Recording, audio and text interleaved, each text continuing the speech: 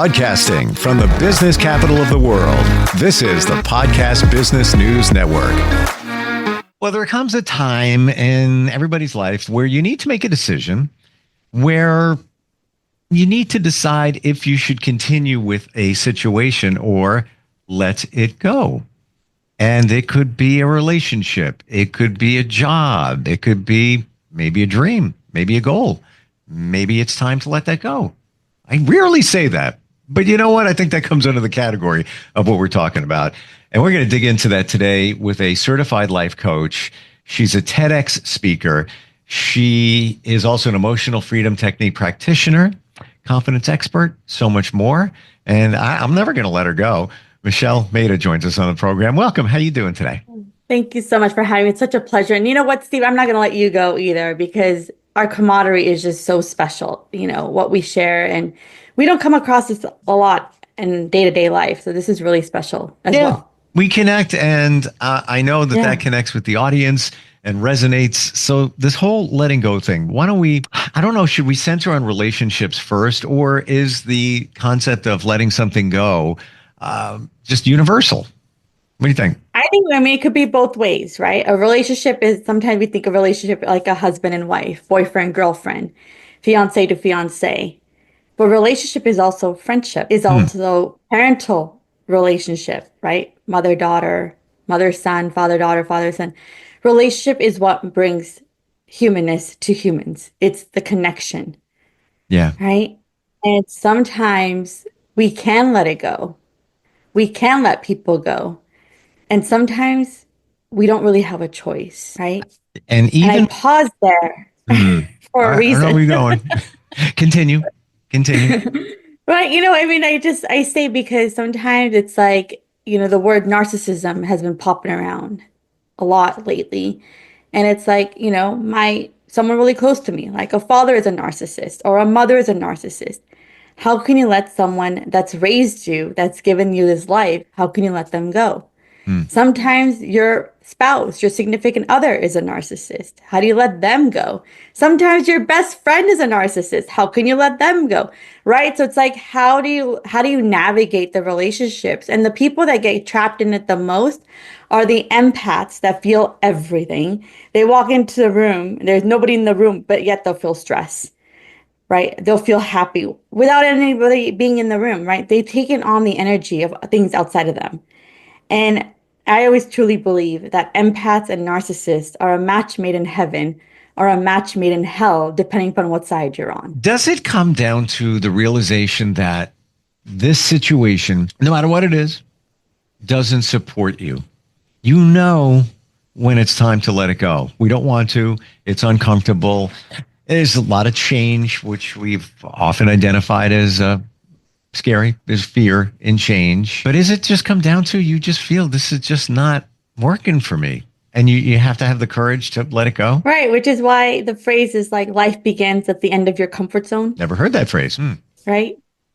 Like life begins at the end of your comfort zone. It doesn't start at the beginning of the comfort zone. It ends. And that's because comfort is what we know. Comfort is where our unconscious mind is having a party. Yep. Comfort is the safe zone. Comfort is that security blanket. Once it's gone, what do you do? And that's where a lot of growth happens because now you're basically thrown to the wolves and now you have to fend for yourself, right? And that happens in new relationships. That happens when you're finding a new job. That happens when you're embarking on a new journey. You've been working corporate. Now you want to become an entrepreneur because it sounds sexy and everybody else is doing it. And then you realize, wait a minute, am I really fit for it? Right? And you realize, like, who are you hanging out with? Do I need to let them go? Are they keeping me small and safe? Or am I hanging out with the wolves that are like, let's go, let's do it. We could do it. What mindset are you in? And that also comes with, do you have the courage? And with courage comes vulnerability. With vulnerability comes authenticity, right? Are you being honest with yourself? How are you showing up? And do you have the strength within to let go? That's the key. Having the strength, the confidence, the faith in yourself and the universe, if you will, to let it go. Yeah. Is there a process involved here? I think there is. I mean, first, go listen to the episode from last week, right? We talked about hope, faith, and trust and how that ties in together. Paying attention to surrendering. What are you surrendering to? What are you letting go of when you're doing that process? And why are you questioning yourself? Why are you holding on to something? For what purpose are you holding on to? And neuro-linguistic programming, we ask the same question over and over again. It's like, for what purpose? For what purpose? For what purpose? And you will get to the root cause of that. What purpose is when the same words start repeating over and over and over again, right? That's when you know that's your foundation. For me, I do what I call the scale of life. I'll just, on a piece of paper, write literally the pros and the cons, and I'll just write them out. You know what? You see those lines on our screen? Yeah. It's so weird. You know where that's coming from. We are in a Mercury retrograde. I'll do the scale of life, and I'll put the pros and the cons and the positive and negative, and see in front of me how they weigh out. And many times when I do that, it's like the scale is tipped. There's just you can't deny that it's usually time to let it go. Absolutely. You know, it was funny because I was talking to my cousin's sister, and she was telling me about the story. And I said, and you know, at the beginning of the story, she goes, you know, Michelle, there were alarms, alarms, alarms.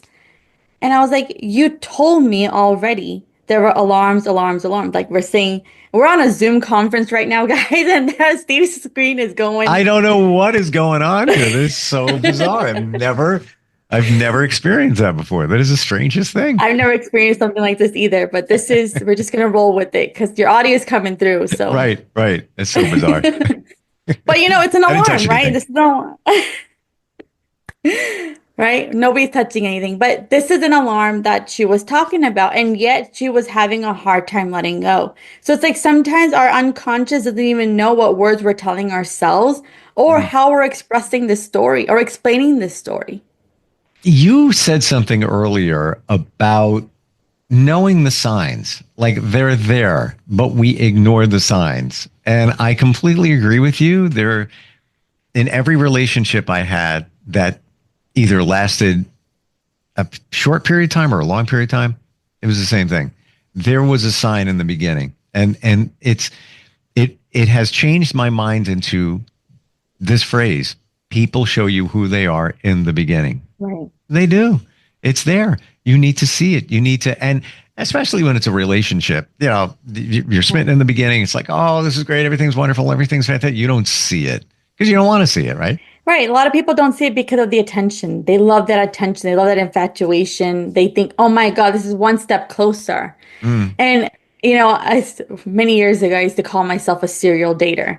I'm like, just date as many people as you can, because once you decide to be committed, you're only stuck with that one person for the rest of your life, right? And I say stuck, like, you know, there's no room to play otherwise. And so in my early 20s and even mid 20s, I was like, you got to play the field, play it all the way till you can and see what's out there, because that's the exploratory phase, exploring who you are, where you want to go. And then I realized there were all sorts of people because I didn't have a filter, right? And as I got older, more filters started to come into play. And as we all get older, filters come into play, right? Like, you know, these are my non-negotiables. This is what's going to happen.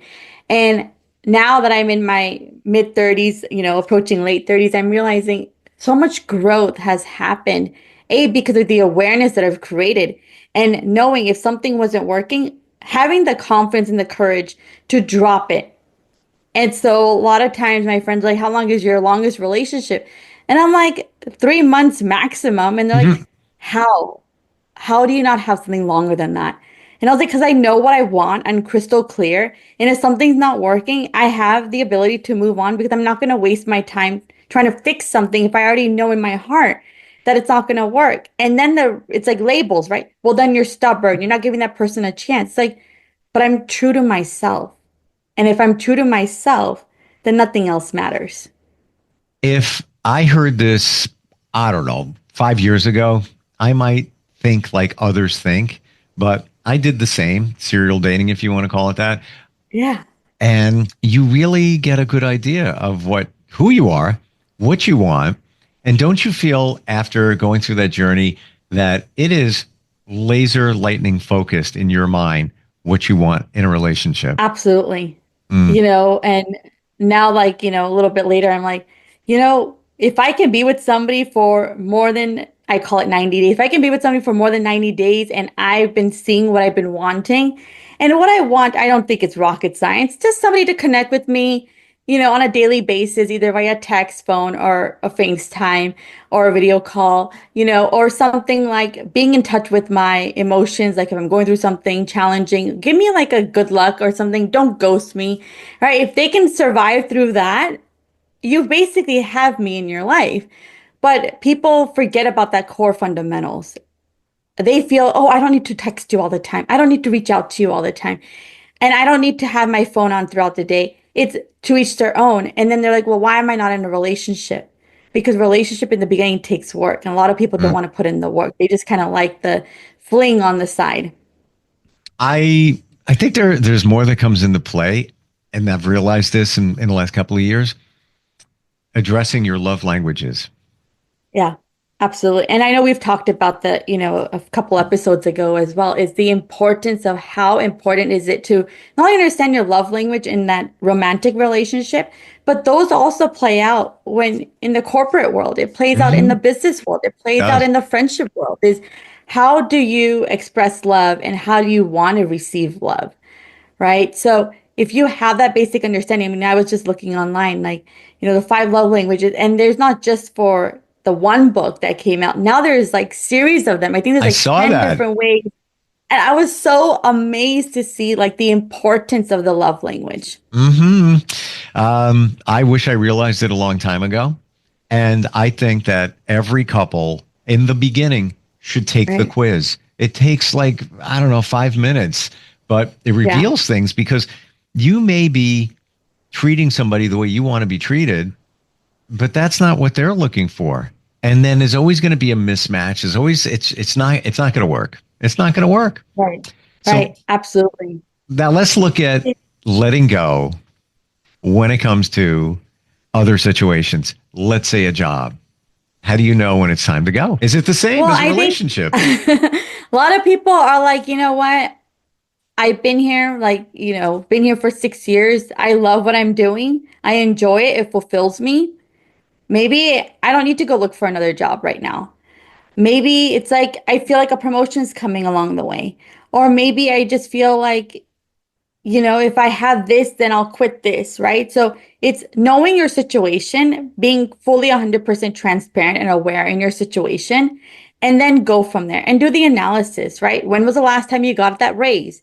When was the last time you got a new job description? When was the last time you got that promotion? When was the last time you felt like you were learning something new? If you're not learning anything and you're stagnant, maybe it's a time. But then you hear stories like, well, the job market is sucks right now, or the job market is volatile right now, or, I'm going to be happy because I just want to be here, right? Are you putting your fears in front of your growth? Hmm. And that's a question you should ask yourself. I was at a job for a lot of years, and it was my second job. My first one was 5 months, and my second one it was big job at the age of just turned 18, and I stayed there for a long time, decades, right? And there was some changes. The person it was a radio job. I was on the air with somebody. She left, so they hired somebody else, and then I hired somebody else. It Yeah. was okay, but it wasn't the same. And as time went on, it felt uncomfortable. It started feeling just, it almost seemed as if they were forming an alliance over here, these two people, and I'm over here. We're not working together. And in a morning show on radio, you got to all be on the same page. And I gave it time, and I even looked at other jobs in the company in another state, and it just none of it was making sense. I didn't feel comfortable with any of it. And after all that time, and people still talk about this radio show many years later because it was super successful. Right. I woke up on a Monday and I said to myself, Wednesday's your last day. And I went in and I said, yeah, Wednesday's it. I'm out of here. That's it.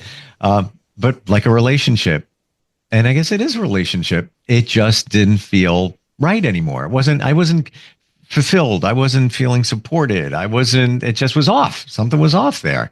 So I don't know if that Yeah. description helps, in making that determination when it's time to let it go. Yeah, I remember like, in 2012, I was working for this corporation that's still around. I still don't know, understand how they're still around. But anyway, they're still around.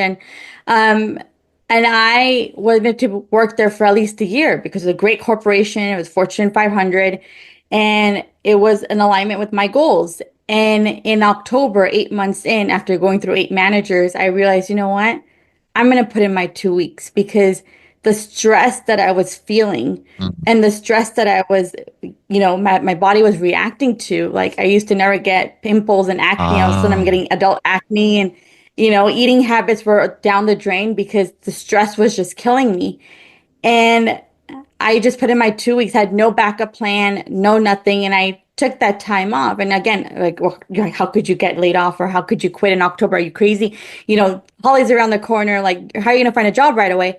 And I took that time, that mm, winter, to just reflect on who I am. And I did a study on how do I increase confidence. That was my first time stepping into, like, I've lost all my confidence. I've been in a soul sucking environment for 8 months straight. mm. My value is diminished. I mean, it's just been depleted. What am I going to do? And at that moment, I Googled like how to build confidence. And they said, set up a goal and focus on that goal. Once you achieve it, you will start to feel the change. And Steve, I had never been a reader until 2013. Mm. I used to never write. I mean, I read maybe one or two books a year, but nothing like the way I did. And I said, you know what? I have a stack of personal development books that I bought years ago. Part of it just like I plunged into it. And I started just reading books. And through that, I discovered personal development. Through that, I discovered seeking help outside of myself, outside of my family, outside of my friends. And that made me the person who I am today. So it Wow. was a huge turning point to let go of a goal that you thought was going to fulfill you and step away from it completely and then rebuild yourself basically from scratch. And I'm so grateful for that organization. And you know what? If you ever want to know what that organization is, Netflix did a show on it. It's called Dirty Money. Season 2, episode 1 will tell you all about what this organization did. And I happened to play a role in it because that was my Wow. role as a personal banker. So it was a Mm. banking corporation. I still don't know how they're around for so many years after that. But hey, you know what? It made me a better person. And I'm forever grateful for that opportunity because I would have never thought otherwise. Um, there was a lesson there. And were you aware of what was going on while you were there? What I they were was. doing? Yeah. I was because my, I mean, I got trained in February. And, when you're looking for a new job, and you're in a room of people getting that new position, there should be excitement in the room. The excitement was, oh, you have no idea what's going to be on the other side of this branch. You have no idea what's going to be on the other side of this training center. This is just like, fun right now. Wait till you go into a branch. It's going to be a completely different story. Why would people who are getting promoted talk about the stress that's coming on the other side? Right. And so that would have been my first red flag. And then going into it, the people that I trained with, there was like 30 of us, they all Hmm. got different branches, all quit within that first month. And I was like, well, I'm going to push through because I'm better and I'm stronger. And, I Mm. talked myself into staying a little bit longer. And then in my branch alone, we were in a new shopping center. They were still building community, like a housing community around the corner. And um, our goal was 2 checking accounts and 8 banking products every single day, whether customers came in or came out, didn't come in or didn't come in or come out. And no matter what, we had to hit that goal on a daily basis, right? Monday through Saturday. And I remember that my first month in, my store manager gets fired. The other 2 personal bankers get fired because they were opening up accounts for people that didn't have a social security number, but they had an ITIN number, which is like a different type of a number, Hmm. identification number. Yep. And that's how this branch manager got promoted because she had worked the system with a lot of Latin American communities. And so the other bankers were doing the same thing that she was doing. And so all of a sudden, I'm now the only personal banker 1 month into this branch. And I'm like, oh my God. And because to fill that role, we went through multiple branch managers to support us. And, the last manager was like, Michelle, you can't have a lunch break today because you didn't hit your numbers. Michelle, you got to stay later because you didn't hit your numbers. And I was like, are you like kidding me right now? And then they like, you can't work overtime. Right. And so all of a sudden, my family of four had 24 bank accounts under their name, and they had no idea that a debit card or a credit card was coming to their name, every single week, to a point where my parents were like, we're tired. Wow. We're tired of the mail, and we're tired of you being this way. Either you figure out a way to change or you quit. Either way, we're going to be happy because you're just miserable at the moment. And so I took bit the bullet and said, you know what, I'm just going to quit. And it was a hard decision because the benefits were great, the pay was great, the community was great. But inside, I was just dying, to the point where I lost a lot of my friends too, because I didn't want to bring that negative energy onto them. Did you know from the very beginning something might be up here? Did it feel a little uncomfortable? It did. It felt really uncomfortable from the get-go, because I was applying to other banks as well. And I took this bank because of the pay and the benefits and the position. And I told my parents, I was like, because at that time, the blame game is so popular, right? Because of you, I'm in this position. If it wasn't up to me, I would have chosen a different bank or a different position. And so there was a blame game because I didn't have the tools to take ownership of my own life or my life status. And so I would blame it on them. And then they're like, now we don't want to hear the blame game anymore. And obviously through my own research and studies, I was like, yeah, I'm going to take full responsibility of all the actions that I go moving forward. And so it's really important for me to understand that, like, I got here because they thought it was a better idea, but I was the one that was in it 100%. And then when I stepped out of it, I realized, oh my God, this company made news with the Congress. And now there's a Netflix show about what they did. And I got so many sympathy phone calls like a couple of years later saying, now we understand why you were a hot mess in the Wow. beginning, because who would have thought otherwise? And I am forever grateful for this organization, and I still have accounts with them because as a reminder of where I was to where I am today. Right. And so, but it just made me realize there's so much more that we hold on to. Sometimes we don't even know why we're holding on to it. But then when you just let the ropes go and you let that pressure go, it's just, there's a sense of freedom. And sometimes we're afraid of that freedom because it's too new, it's too popular, it's too strong. You don't know what that force is going to hold.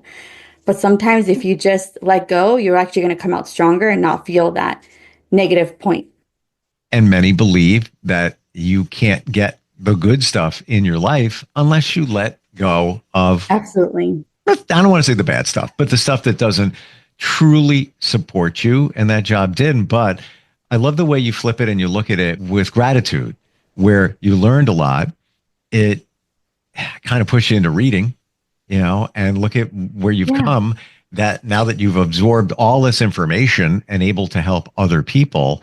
But I see the common theme here is we know it's not right. Even if it's a little hint of something deep down inside, it's like, it's a good job, it's good pay, everything's good. Yeah. But there was something there. And if it's exactly the way it's supposed to be, you shouldn't be feeling that. We should not feel that in the beginning, what they call it the first few months or whatever it might be. Right. And it's supposed to be easy in the beginning, right? Anything that you do brand new, it's supposed to be easy. It's supposed to be effortless. But if there's stress in the very beginning, double check your intuition. What is it telling you? Right? Double check your body. What is it informing you? Right? Because our body, sometimes we just think logically and we think we have the answers, but go beyond the neck, right? Look into your heart, look into your stomach, right? Feel the joints and see what is stressing, like where the stressors are, because sometimes we don't even pay attention to that. And that's the main key, right? And then flip it and be like, you know what? Where can I find gratitude in this situation? Yep. Where can I find gratitude in the most rockiest situation? Where can I find gratitude in the most highest? Because that is the frequency that's consistent. Gratitude is never going to change. It's how we view things at the time of gratitude that gives us that perspective. That financial institution reminds me of somebody who took a job about a year ago. And the first thing that they were told when they showed up for the interview, right, in the beginning of the training, oh, wow, I'm glad you're here because like half the people that come here, they leave during lunch and don't come back. And that's what my friend heard initially. And what that job turned into is during the training, they said, yeah, if you have any questions, don't call us. And then that turned into when she got sick and needed some major surgery. Nobody ever reached out and see how she was doing. She lasted there about 9 months and had to go. And to the day hasn't found another job that she really feels that supports her. But it was all there. When you hear, most people don't come back after lunch right away, I'd be like, and she was a little put off by that, but it was like, all right, I'm this far into it. Let me continue. But eventually she let it go. You let it go. Same here. Good talk today. We start these with not knowing where we're going to go, but I think we nailed some pretty specific things in terms of what to look for, what to feel when you're in a situation. And again, this is just a piece of what you do when you work with somebody on the coaching level, even on the EFT level, which you practice as well. How do we find you? Your website is your name, right? My website is my name, MichelleMehta.com. That's MichelleMehta.com. You can find me on all things social, LinkedIn, Facebook, and Instagram at I am Michelle Mehta. That's IAMMICHELLEMEHTA. And, for all the listeners out there, I am gifting a time with me. So go ahead and book a call with me. Let's connect. Let's figure out where you can let go, not only for today, but also in the future as well. And Steve, you may want to fix your camera because it's turned off now. It's actually on. I never touched it. I don't know what's going on, but we'll have them look at that. I want to thank that financial institution for doing what they did, because it sounds like that was the springboard to your path to coaching and helping. And so we have much gratitude to those people there. Yeah. And I thank you. And you know what? Who would have thought that being too nice could actually get you fired from another position? I mean, that's what they taught me, that my customer service skill set was so high, it actually hurt me in the next job that I was looking for. So you never know, right? You be too nice, you can still get in trouble. You be too mean, you still get in trouble. But the best thing is to be yourself and honor yourself. Yeah. And if you're not able to, you're not in the right situation and you got to let it go. Absolutely. We got to go. Thank you so much for today. Thank you so much. Bye, Steve. Appreciate it.